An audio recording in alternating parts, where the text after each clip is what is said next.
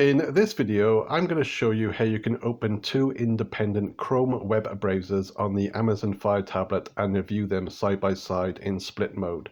So before I begin, you will need the Google Play Store app installed on your device as well as the Chrome web browser. If you don't know how to do this, simply look online and there are lots and lots of guides.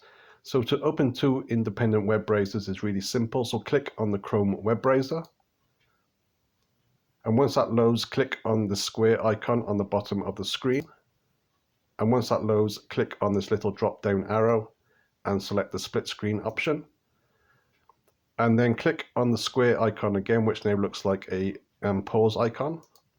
And once it goes halfway across, select the three dots and select the new window option. And a new window should now appear side by side. So you can now see that these are two independent web browsers. And you can also, if you want to, slide it across and you can have a 75-25% split screen, or again, you can slide it back to the middle and it will go back to 50-50.